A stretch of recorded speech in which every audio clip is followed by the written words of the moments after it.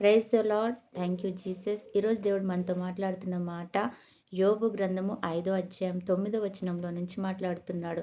ఆయన అంటున్నాడు, మనము గ్రహింపలేని గొప్ప కార్యములను, నువ్వు పరిశోధింపజాలని మహాకార్యములను, అలాగే నువ్వు ఊహించలేనటువంటి అద్భుత క్రియలను ఆయన చేయువాడు అంటున్నాడు దేవుడు. నిజమే. నువ్వు ఊహించని కార్యాలు నీ జీవితంలో చేస్తాడంట. మహాకార్యములు చేయగలిగినడు. నువ్వు పరిశోధించలేని, నువ్వు లోపలికి దూరి చూడలేని అనేకమైనటువంటి కార్యాలు ఆయన మన జీవితంలో చేస్తాడు. ఆయన అంటాడు కదా! పిండముగా ఉన్నప్పుడు రూపింపబడక మునిపే నీ కనులు నన్ను చూచాయి. అవును. ఆయన్ని ఎవ్వరు చూడరు. కానీ కన్న తల్లి కూడా ఆమె కంటున్న ఆ బిడ్డని ఆమె చూసుకోలేదు. కానీ దేవుడు చూసాడంట. ఈరోజు నీ హృదయంలో గానీ, కడుపులో కానీ, లేకపోతే నీ దేహంలో కానీ పరిశోధింపజాలని నువ్వు ఊహించలేని కార్యాలు ఆయన నీ జీవితంలో చేయడానికి ఆయన సిద్ధంగా ఉన్నాడు. నిజమే. ఎర్ర సముద్రం 2 పాయలు చేసినప్పుడు ఎవరు ఊహించలేదు. బండలోంచి నీళ్ళు ఇచ్చినప్పుడు ఆయన ఎవరు ఊహించలేదు.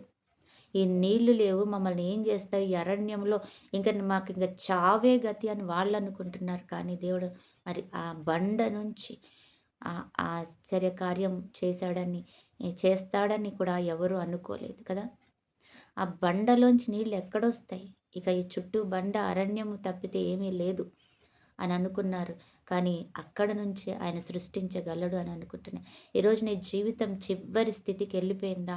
అయినా కానీ అక్కడి నుంచి దేవుడు నిన్ను ఉన్నత స్థితికి తీసుకెళ్తాడు. నీ ఆరోగ్యమా, నీ యొక్క మరి పరిస్థితుల, కుటుంబమా, చేజారిపోయిన స్థితా, కానీ దేవుడు అక్కడి నుంచి నిన్ను ఆ బండలోంచి తెచ్చిన రీతిగా నిన్ను బయటకు తీసుకొస్తాడంట.